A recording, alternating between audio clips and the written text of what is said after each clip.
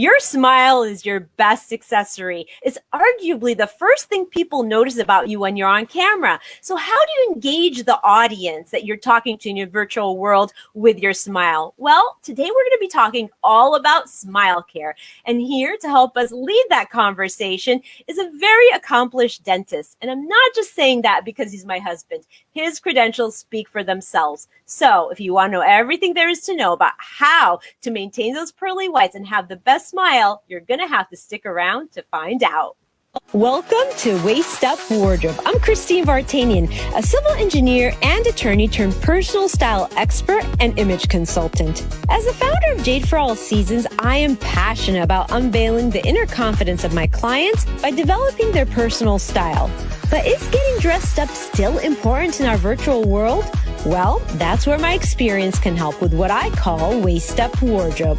Waist Up Wardrobe is a podcast for all things you need to conduct an outstanding Zoom meeting. It's about how to dress for the camera, but it's not just about the clothes. It's about everything you need to know to show up on brand and professionally for the camera. Join me in the Waist Up Wardrobe studio to discuss how to navigate this virtual world and dominate from behind the desk.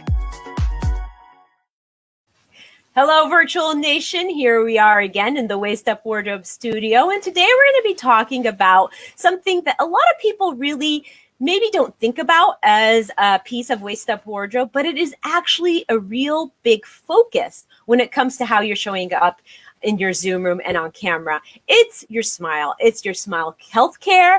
And it is really about how to really maintain that really great visual smile that engages people.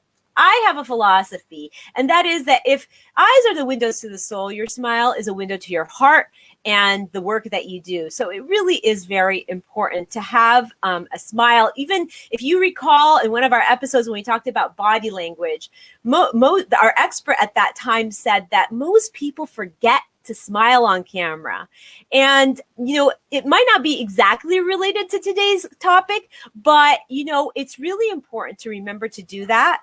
And in order to do that, it's really important to have, the best pearly whites you can possibly have. So today we're going to be talking about that. And here to help us with that is a very special expert that is going to be talking to us about all the tips and tricks he has to offer us, to tell us how to show up on camera looking our best when it comes to our dental health and our smile.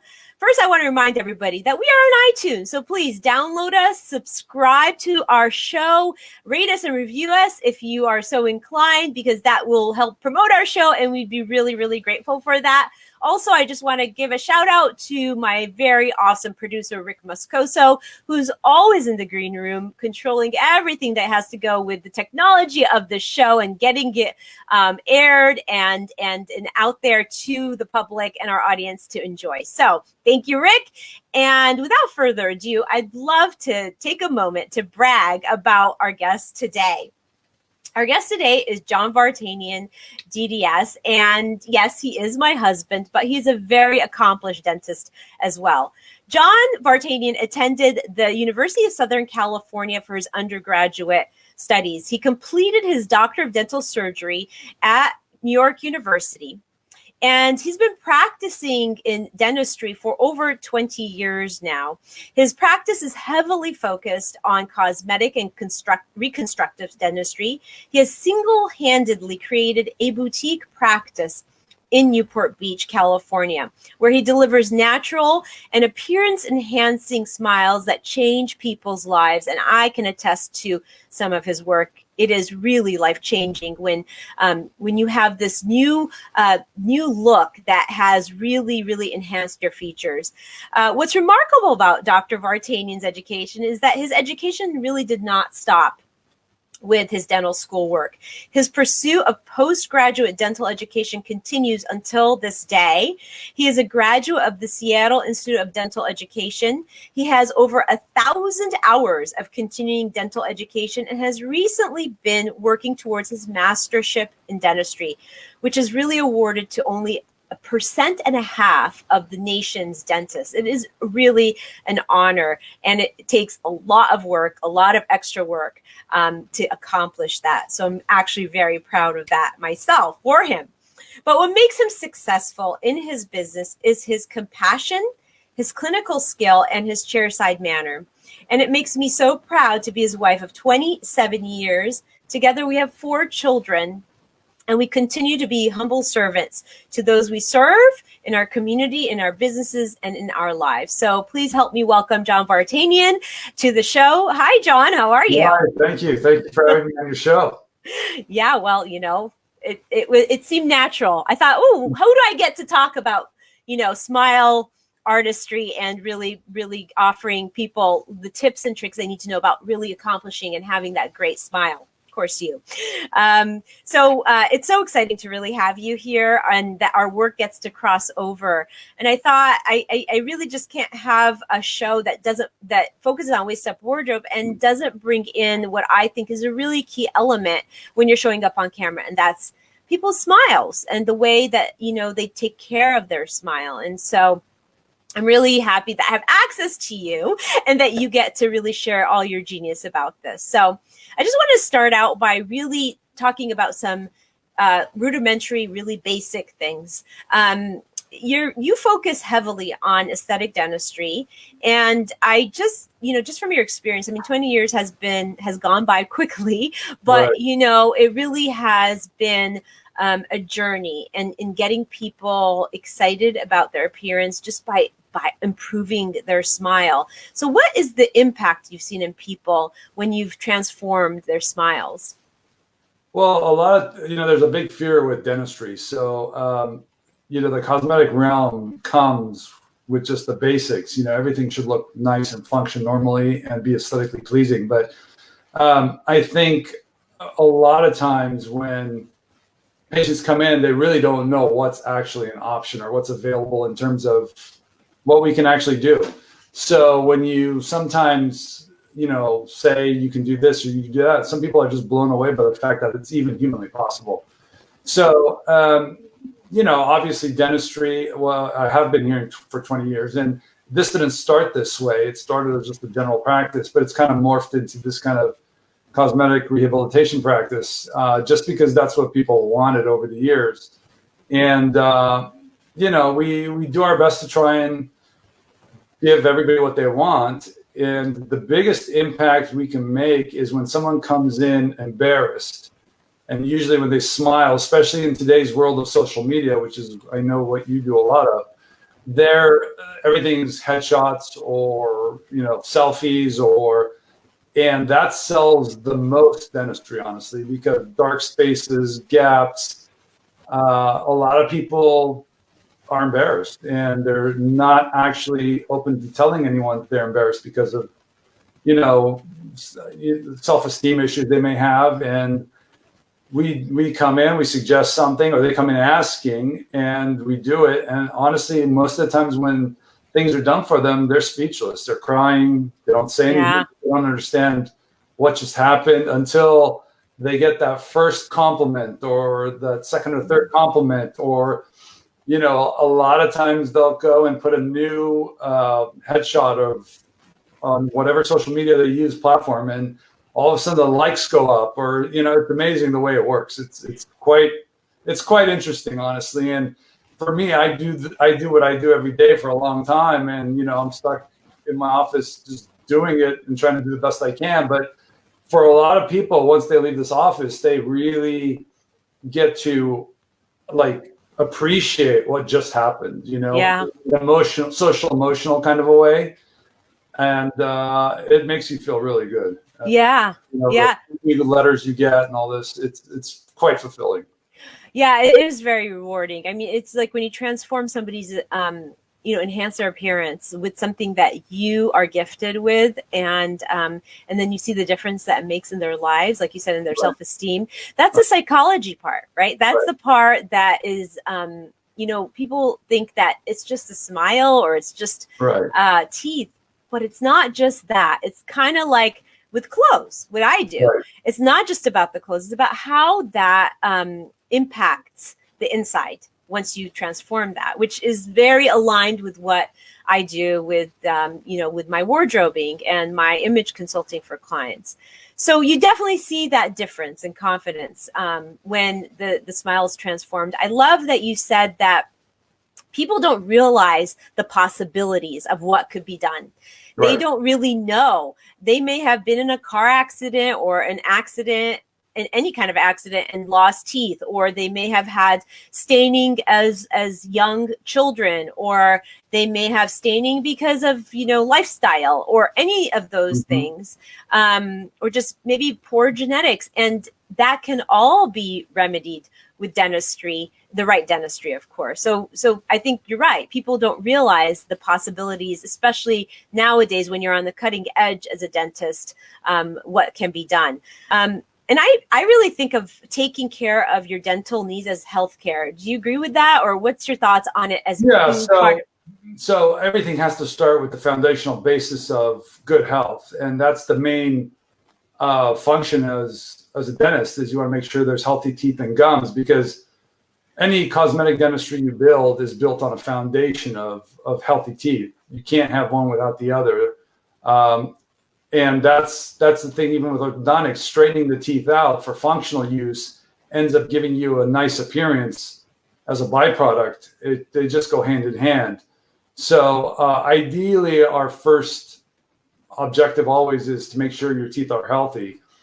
And then if everything is okay with that, then you can build any cosmetic procedure you want on top of that. We try and do as minimal as we can, but sometimes, more invasive procedures are needed to get a certain outcome. So, but yes, we are doing healthcare primarily as the first step, and then we end up doing any cosmetic procedures thereafter. Yeah, no, I think exactly like a lot of things that we do, starting from the foundation in every area is really important. So when it comes to dentistry, you don't want to build on top of poor health, right? So there is so much that needs to go into that in terms of gum health and really the infrastructure. You don't want to build on quicksand. Yeah, exactly. So, let me just relate all this to the camera. So we talked about the foundation, really the health care, the smile care and the health of the mouth and the gums. But also we talked about your practice being focused on aesthetics. And when we're on camera, now that we are on camera a lot, people want to have those glimmering pearly whites, right? And so there's so much that goes into that. And so when you're on camera, I believe that your smile is your main accessory. And I want to unpack all the possibilities or the things that people can do to get, really bright teeth, or really bright, the white teeth that they really feel is appealing. And there are different options. So, aside from, gum health, which is, a different topic, and the aesthetic dentistry, like, full mouth reconstructions that we're going to be showing some befores and afters of later, and those bigger procedures, there's always that bleaching solution. If you have a great pair of teeth, but you want to enhance it and make it look really dynamic. So let's talk about that a little bit. There are a lot of bleaching types of bleaching. There's the do-it-yourself, there's the hybrid, there's the done for you. So can you break that down, unpack that for us a little bit, and tell us the different types of bleaching systems? And let's start with the super basic and kind of build up if possible. Sure. So in the realm of cosmetic dentistry, take-home bleach or do-it-yourself bleaching is the most minimal entry into the cosmetic realm of dental procedures. What's out there is the over-the-counter stuff, which is Crest White Strips, is very well known. But what you have to remember is those are not personalized to you. Those are made for the masses. So it has to be a one-size-fits-all approach, and that's exactly what that is. And also, you have to remember that, with true bleaching systems that are done in an office, you can run into trouble. So you need to have some sort of supervision. Crest White Strips primarily is a watered down bleaching system so that you really can't do damage. So because there's no supervision, they can't give you something that you can run into trouble, because there's really nobody to actually call. I mean, the CEO of Procter & Gamble is not going to pick up your phone if you have sensitivity or that, anything like that. The other systems, but it's a good road to try and dip your toe into the cosmetic dentistry realm and see, if you are open to spending some time nightly for a few days and putting trays in. And, if you get something, it's great. If you want to do a little bit more or do a higher concentration, that leads us to the next type of procedure, which is take-home bleaching systems that are done in the office. And they're professionally made trays for you, so they fit your teeth very intimately. And the reason for that is that the bleaching agent, its effectiveness is basically based on how much contact it has with your tooth. So if it's a custom-made tray, the bleaching agent is actually in intimate contact with the tooth, or teeth, I should say, and it will give you a great, even bleach of the teeth. The outcomes are dependent on what shade you're starting with or what color your teeth are, how long you leave it on for, how much coffee and tea you drink daily. So there are a lot of variables, but I mean, that's a very, very conservative way to get into cosmetic dentistry and see if you get the satisfied result. If you don't, you can always do the in-office system, which is basically you sit in a chair and we do it for you. The procedure is about a 2-hour procedure. There's isolation, and that's a higher concentration of bleach. And that's why it's supervised very intimately by our staff, because it has to be very, very carefully done. Now, with the higher concentrations come more side effects sometimes. So you need to be able to actually call someone if you're having sensitive teeth thereafter. And someone has to basically supervise you and hold your hand through this whole procedure, and thereafter for a few days. The hybrid systems are a combination of in-office bleaching with take-home trays. What we found at my office is that the in-office system by itself is not enough to really give you that long-lasting look. However, it is a great start or a jump start for the bleaching at home. So typically your take-home systems are 7 to 10 days of trays for 2 hours. This way, if you do the in-office one and the trays, you're doing 1 2-hour session of in-office, like 3 or 4 days of trays. And that has shown us to be the most effective way. And we get great results. Now, if you do all this and you're still not satisfied, then we start looking at more involved options, basically. Yeah. Well, there is a lot of options, and it really depends. Yeah. And it depends on the individual, right? So let me just do a quick summary so that people can, we can isolate all these options. One of the first things you talked about was the Crest White strips, which I've actually used myself. And yeah, I did see some results. They're just not very long lasting, but it's different for different people, right? So the Crest White strips that you can buy over the counter. Then the next option would be the take-home trays, and that would be trays that are fitted for you at a dental office, right? So it's customized, and then the gel, so to speak, that then you insert in the trays and then you can use at home. Right. And then there's also the combined, so you get jumpstart your bleaching system at the office, because that's a little bit more supervised and more powerful, and then accompanied with a course at home where you're inserting trays with the gel. Is that correct? That's correct. Yeah. And finally, of course, there's the system that you do in the office if you don't want to really deal with it at home. I personally have done that, and I tended to get sensitivity to the stronger bleaching system in the office. And I think some people do experience that and some people don't. Do you have any opinion about that, or any thoughts? Unfortunately, there's no way for us to tell before we do that procedure. If you've never bleached your teeth before and you come in just for the in-office one and have never done any bleaching at all, it's almost impossible for me to know, are you going to have sensitive teeth? Either some people even have it halfway through the procedure where we have to stop. Now, if you've done take-home trays and you have a hard time with it, with teeth getting so sensitive that you can't finish, you're not a candidate necessarily for in-office bleaching, because one concentration, the take-home system is about 10 to 16%. the in-office systems are running somewhere between 45 and 55% active ingredients. So it's quite a bit more, and plus the light that's on it to run the reactions. So it's pretty intense. It's definitely not for everyone, but does it give you a result? It does. But everything has a trade-off. So yeah, the gold standard typically is tray bleaching at home for 10 to 14 days for an hour or two. That's the one that all the new products are basically gauged against as far as effectiveness. So yeah, no, that's so true, and that's what people really need to pay attention to, is that everybody's different and everybody responds differently, because some people will go, well, oh my God, I experienced so much pain, but it is that everybody's different. Everybody has a different level of sensitivity. I personally use the Crest White Strips. It helps, like, if you're going to an evening event, and but it's not a long-term solution, right? But I do have one trick that you taught me that I thought was that actually really works, and it's also a short-term solution. But there's this trick that I want to share with the audience, because it actually can be a really quick fix. And that is taking a terry cloth towel, right? And then putting some toothpaste on it and kind of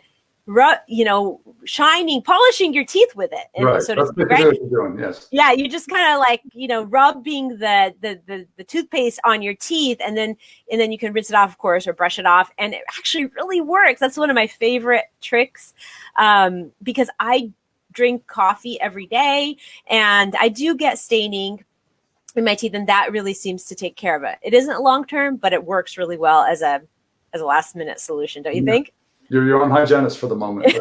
Exactly. It's like the pumice that they use for yeah. Exactly what it is. Yeah, so I just want the audience to know that, because if they're in a pinch and they're getting on camera and they want to quickly take off some coffee stains, that can be done. So what contributes to staining sometimes is, like, the wine. People drink wine, people drink coffee, and it contributes to staining. Sometimes there are people who smoke, so there's those different variables. And honestly, because I'm a coffee drinker, I find that getting those regular cleanings really helps. I mean, when I go in for a cleaning and a polish, my teeth shade changes. Like I would say 3 shades after that, at least, because it's just getting the stains off. And I don't necessarily need bleach. But do you have, can you explain a little bit about that? Because, there are people who tend to have like more of a yellower shade of enamel, and there's people who tend to have a grayer shade of enamel. Does that mean they can never get like white, or can you give us a little bit of explanation of that?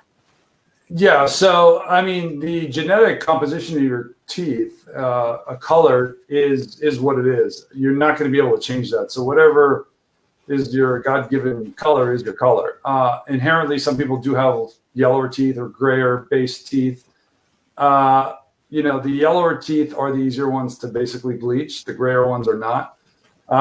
However, in terms of coffee drinking and tea and smoking and so forth, you have to remember that your teeth are porous under a microscope. So there's the best example would be like a sieve. So there's little holes. So when you actually drink coffee or tea and you don't rinse your mouth out, that coffee or tea sits on there and basically travels and stains those teeth.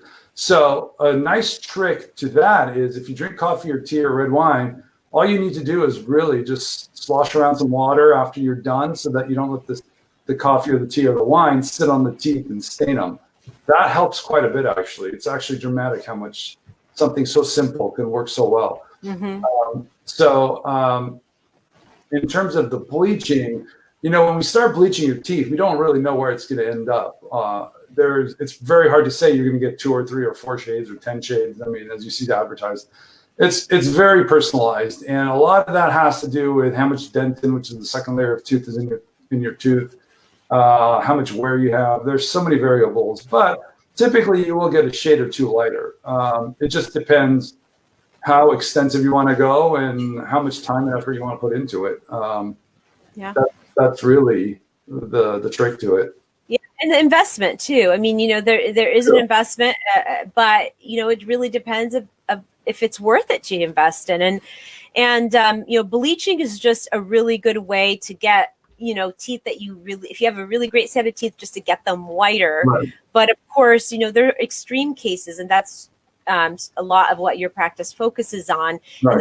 in the full mouth reconstructions that really rehab the mouth in a way. Right. From damaged teeth and for whatever reason. And I just want you to give us a little bit of a window into that, the full mouth reconstructions, and maybe just like a little summary of what that really is. A lot of people don't really know what that is and that possibility. If you can give us a quick couple of like an idea of what that is. Sure. So the full mouth reconstructions are mostly not so much dental cosmetic enhancements. However, as a byproduct of the whole case, you do get a cosmetic bang because you're doing so many teeth. Somewhere between the actual bleaching and the cosmetic reconstructions or the full mouth reconstruction is like, let's say, doing veneers. Those are, actual restorations that, if you can't get the desired outcome you want through just conservative bleaching, you get into more involved procedures that are just thin shells of porcelain that are put over the teeth to really be able to change color, shape, and contours. We do quite a bit of those, but to your point about the cosmetic or reconstructions or full mouths, that's more if you have wear, where you're grinding teeth, you've broken teeth, you're missing teeth, and it's like dominoes. Once you lose one tooth or two teeth or three teeth, they all start to fall and they start to shift and move, and then what used to be, in terms of force being distributed among so many teeth, now less teeth are having to carry it, and it just accelerates their demise. So, however, when you go in and do those cosmetic reconstructions or full mouth reconstruction, because you're controlling so many teeth and you're trying to rebuild bites, you can pretty much pick whatever shade of teeth you want in the end result, and you do end up getting a great looking set of teeth, a smile, I should say. But at the same time, what we're building function too. So dentistry has two components. It has function and it has aesthetics or cosmetics. You can't really have one without the other. They both are, they go hand in hand together. And that's what orthodontics does. It gives you great looking teeth, but they're correcting your actual function. And because of that, the teeth have to line up perfectly so that everything works the way it's supposed to. And the result of that is a great smile. I mean, that's the simplest way I could put it to you. Yeah. And I really do believe that a smile is kind of worth 1,000 expressions. I think, it really makes a difference in our human connection, and it makes a difference in the way people react to us and the way we react to others. I just think smiles are so underestimated, the power of a smile, and just to really enhance that as your best feature, it can be so life-changing and so impactful. I would love to see some befores and afters. You've supplied some of those befores and afters to our producer Rick. I'd love to see some of those up. I know that we're on audio on iTunes, but for those that are seeing us visually, I'd love to see some of those transformations, and Rick will be putting those up on the screen. But as he's getting that ready, let me just say, as an image consultant, mm-hmm. I think that, the way we show up is so important. I mean, that's really key to building a business, interacting with people, and engaging with them. And I think I really truly believe that you're never fully dressed without a smile. So it is really, even though it can be very time consuming to put energy into that, and a big investment sometimes, or an investment at all, it is really important, especially in this day and age when we're in front of the camera all the time, to enhance that feature. So I think Rick is going to be putting up some slides here. I'd love to see them, and maybe you can just give us a little quick snippet of what each of these slides, what happened, what was the transformation. I see the before and after. Yeah, so this is actually a well-known hairdresser here in Newport Beach, and she didn't like the staining on her two front teeth. And she had tried bleaching and so forth, but those stains were inherent or intrinsic, which means they're inside the tooth. And unless you cover the enamel with something, there's no way you're going to really mask it, because when she bleached her teeth, not only did the rest of the tooth get lighter, but it had more contrast against the darker spots. So it was kind of one of those things, pick your poison. You have lighter teeth with darker spots, or not as lighted teeth and have dark spots that match better. So we ended up doing 2 veneers on our 2 front teeth on the top, and she was really happy. So those are actual veneers on the 2 top. Those are 2 veneers on our 2 front teeth. So wow. And what we always shoot for is less is more. We don't do more than what we have to. We want to do the bare minimum to get the case to look its best, and that's it. Yeah. Well, what I love about the work that you've done, because this is something we talk about often, of course, is that you don't go for like the bright fluorescent white on everybody. Right. I love that, you get to that shade that makes sense and looks natural, which is really great. I mean, there's always, the patient that feels like they need to have the white teeth, and that's totally fine. But I do really love that, that you achieve that natural look. And is there any other slides here that we can share? Oh, here's another one. Okay, so this actual patient was actually someone who was referred to us by her sister, who I did another full mouth on, and she wanted to make sure that you couldn't tell that anything was done except the teeth looked cleaner and healthier. Mm-hmm. So in this actual slide, the 2 front teeth are still her own. I didn't do anything to those. And the rest of the teeth on the upper left and the upper right are all actual veneers. So if you look at the picture on the bottom, which is a before, you can see there's a lot of recession and bondings and crowns with metal margins showing and so forth. So what we did for her was basically her whole upper arch, except for 2 centrals or 2 front teeth, and matched everything to where you couldn't tell, per her, that she didn't want anybody to notice anything was done. And we basically bleached her teeth, and wherever her 2 front upper teeth got to, we matched the whole rest of the upper case to it. So that's that case right there. Yeah, no, that the result, actually.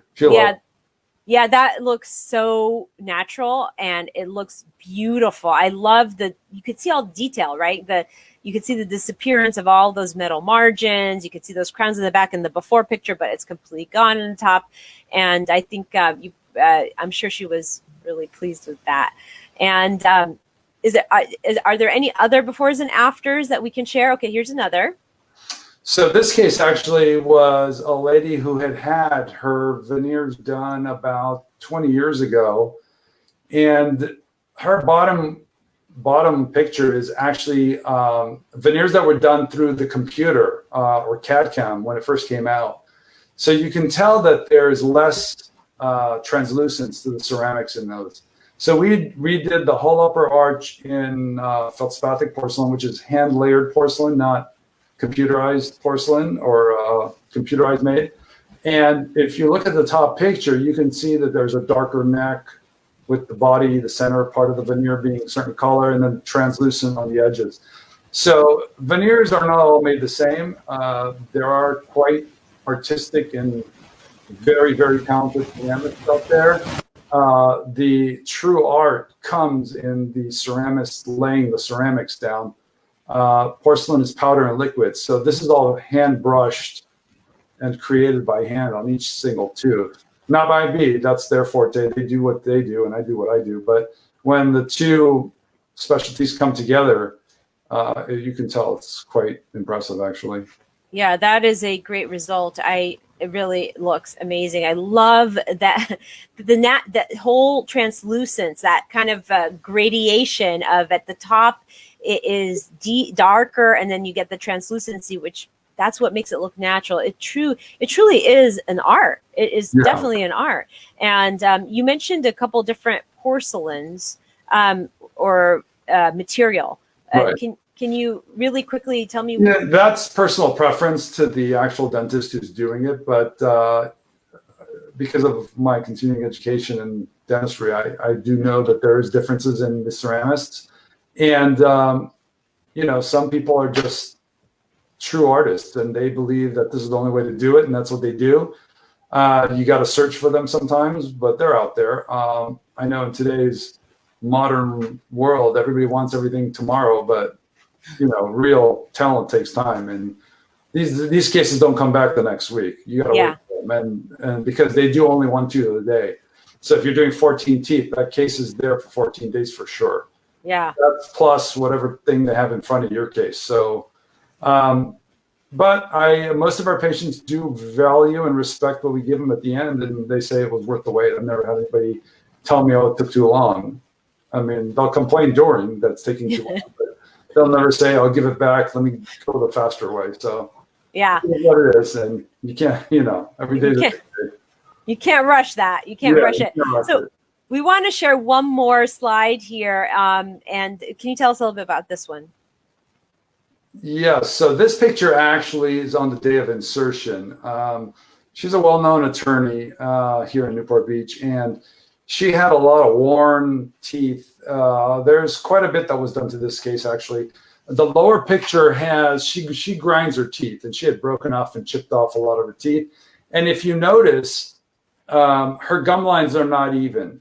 So she was referred to me by one of the plastic surgeons locally, and she came in. She had been to a couple of dentists, and she was a little bit disenchanted because she had been given the runaround, not straight answers. But in this case, what we ended up doing, because she's a wear case, basically, I should mention there's 3 types of dental disease. There's decay, there's gum disease, and there's wear. Locally around here, there's a lot of wear. It's just everybody's running around trying to get everything done. So that we do see a lot of, and this is a perfect example of it. She's worn down her teeth, and that's where a lot of reconstructions come in. However, her bottom teeth were in pretty decent shape. It doesn't show in this picture, but what we did here is we basically corrected her gum line so that they're even. So there's a little procedure that our periodontist does for us. And once you actually even out the gum lines and prepare the teeth and do her veneers, you notice that everything starts getting a lot more symmetrical. The problem with this case, if you don't do the actual gum procedure, is the teeth will not be even in length, especially the 2 front ones. And those 2 front ones set up the smile for the rest of the mouth. So the best example would be, the picture can be as great as it wants to be, which would be the teeth, but if the frame is not right or uneven, you're going to be able to tell. And that would have been this case. Yeah. So that's why we convinced her to do the procedure. And of course, there's, you got to sit through the procedure and pay for it. But I think in the end, she was ecstatic when she saw this case. Yeah. And that's on the day of insertion. So her gums are.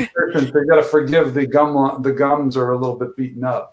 Yeah. I took this picture just so I could see where the ceramics ended up, but it was such a great outcome. I said, let's use it. So yeah, no, it's interesting as I go through this interview, I see the journey and I see the varied cases, and it is remarkable what you can do to enhance people's just the way they feel about themselves and that smile. And I'm so thrilled that I got to do this show. Is there anything else you need to mention that I didn't touch on that is important when we're thinking about, our smile for the camera? Well, I think it says a lot about you, actually. It's a quick impression. It not only is a meet and greet, but when you smile, people tend to put their guards down. So if you're walking into an office and you're going to meet somebody for the first time, when you smile and it's a radiant smile, people tend to say, okay, this is not a threatening person. They're smiling. How could that be? So that in and of itself says a lot about you. People always want to deal with people that are smiling. They don't want you to come in and, you're all stern and upset. So that is what I would say. But I would say probably as far as the dental office goes, we do take care of dental disease. That's our first priority. This does happen where people are more concerned about their aesthetics, but our first and foremost point is to actually take care of anything that's wrong. We do end up seeing other medical diseases basically show up in the mouth sometimes. So we do catch a lot of, oral cancers or things that actually are life-threatening or could be life-threatening. So that's our first call to action. And then all the rest of this is pretty much just evolved over time to where it is. So. Yeah, it's amazing. I think people realize that, your gum health and the health of your mouth really says a lot about the health of your body. Right. And and so and I love that your philosophy is, of course, take care of the health of the mouth, and then of course there's all these possibilities when it comes to cosmetics for those who choose to do that. Yeah.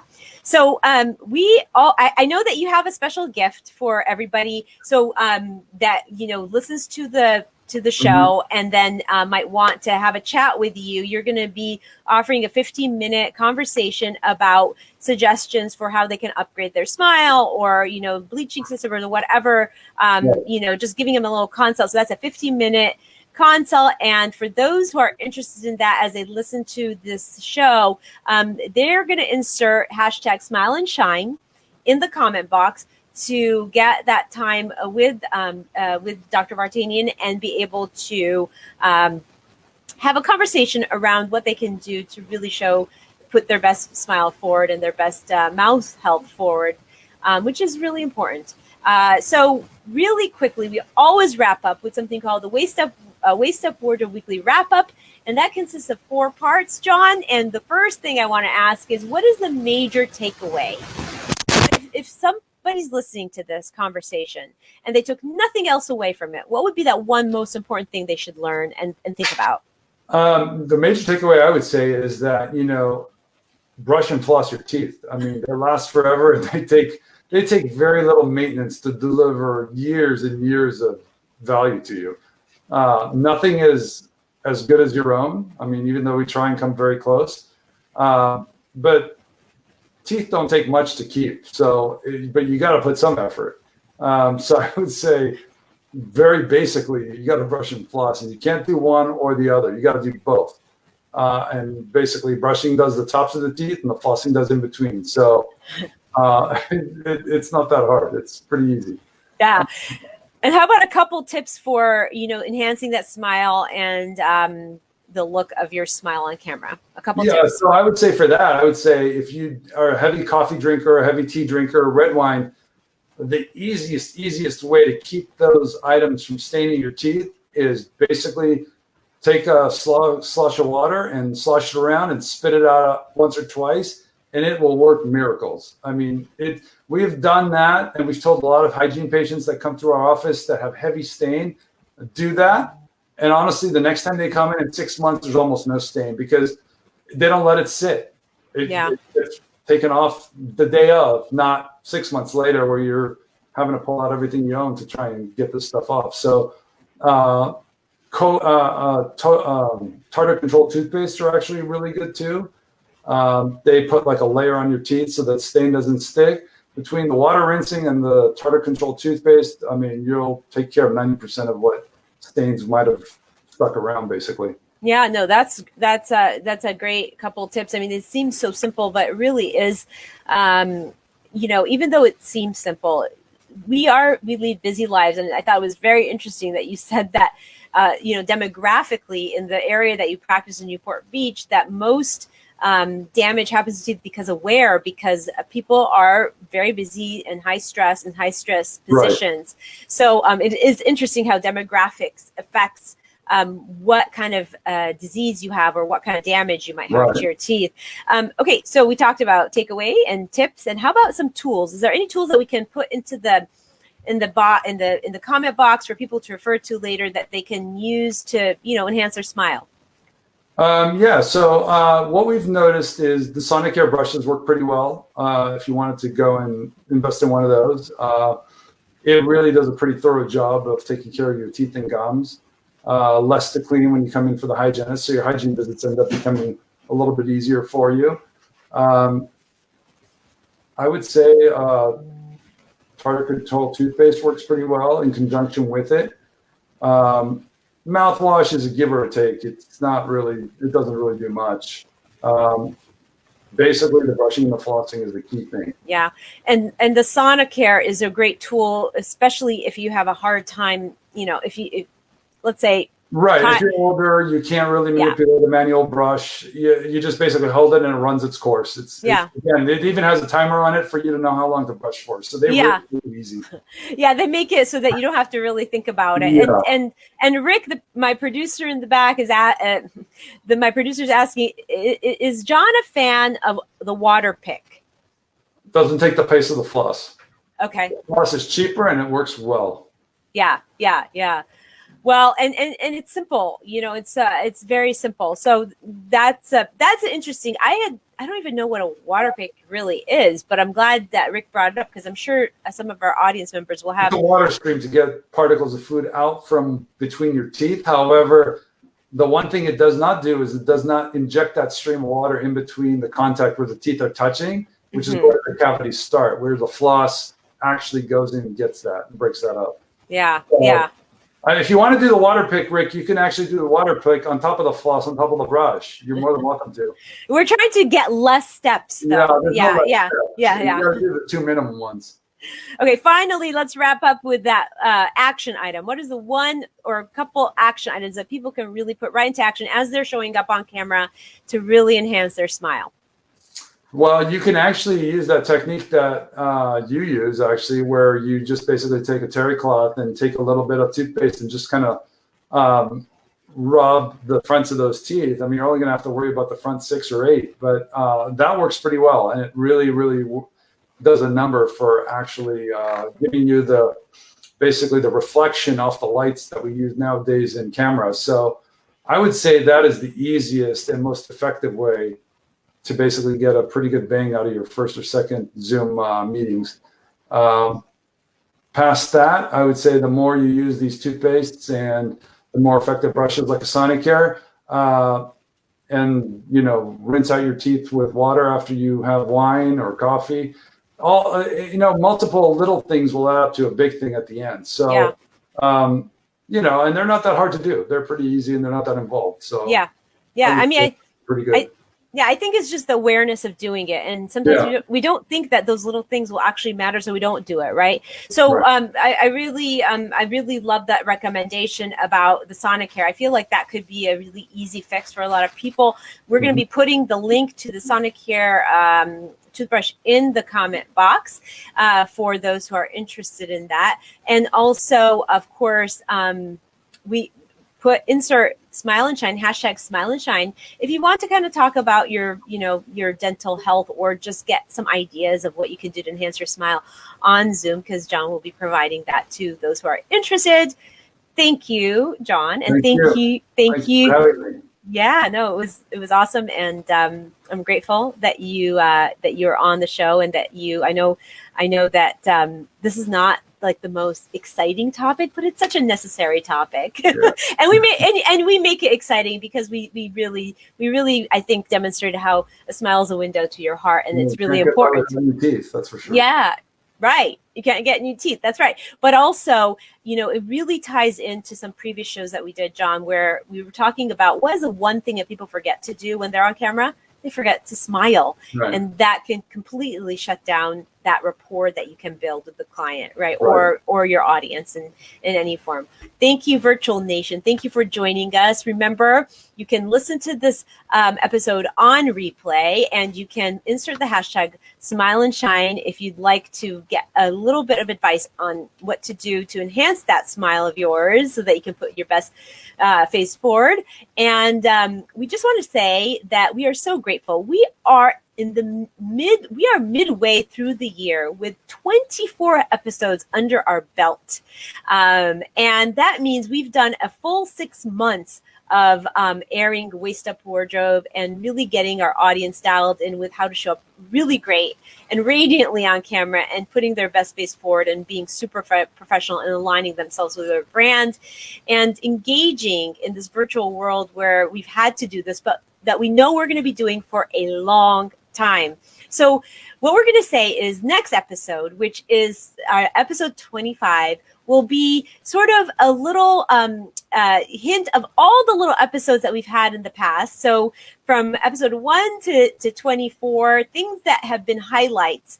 We're going to be putting together a group of highlight reels, in other words, of the things that we have really tried to enrich and educate the audience with, and kind of bring it to a summary to the middle of the year. And we'll look forward to another set of episodes coming up into the new year, but really expect to see our episode airing at the same time, same place on Facebook next week, where we are going to bring you the highlights of episodes past, so that you can really start the new year with your best face forward and really dominate from behind the desk.